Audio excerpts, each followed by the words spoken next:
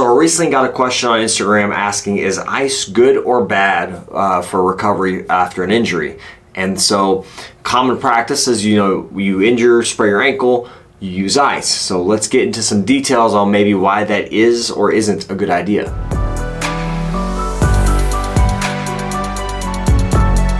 So common practice for many years is, if you're injured, use ice. It's going to help with swelling, reduce pain, and can help in the recovery process.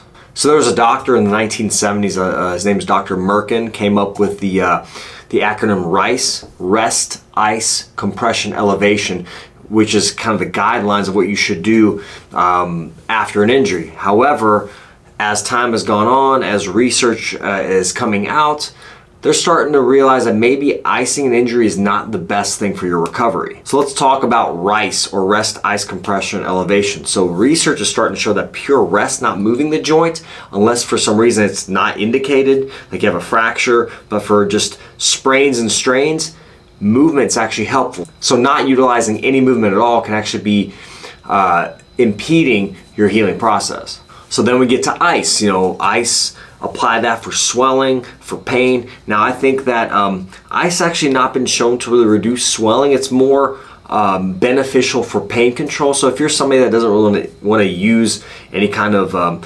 ibuprofen, an NSAID medication, then ice can be a good option actually in the short term.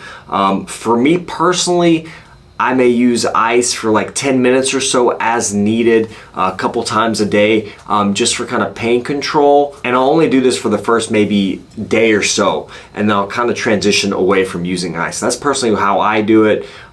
Some people will continue to ice, and a lot of doctors may tell you to continue to ice. So this is kind of where the controversy comes in. So instead of using ice, there are some new acronyms coming out, and they're sound kind of silly, but they're called PEACE and LOVE, PEACE, and LOVE, LOVE. So as you can see in the graphic below, PEACE stands for protection, elevation, avoiding anti-inflammatories, compression, and education of the patient. So teaching the patient kind of what to do, managing the injury. The second part of that is LOVE. So LOVE stands for load, so applying load to the joint comfortably without pain.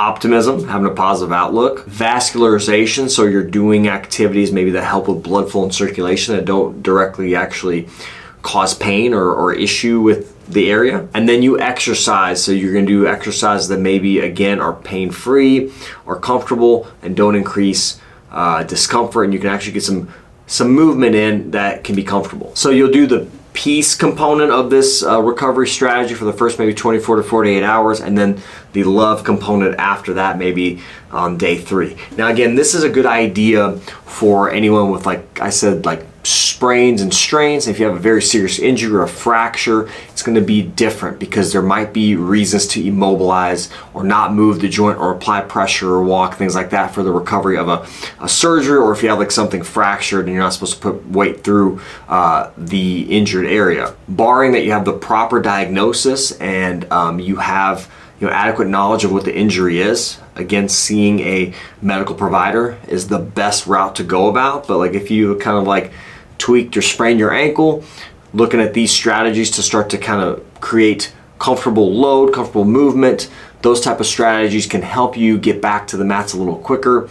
Like I said, when you're icing the area, it can, in some instances, as the research is showing, can impede the healing process. So again, just wanted you guys to have some ideas on this, because when somebody asks, is it bad or good to ice an injury, it depends on how you're using it, how you're using the ice. But for me, I think that I will use some ice intermittently and not very much, and then I'll try to do those other strategies of pain-free mobility, loading the area, and then kind of getting that joint moving again the best that I can without pain. So hopefully this is helpful, guys. I'll leave a link down below for the research article I kind of went off of, and I'll talk to you guys next time.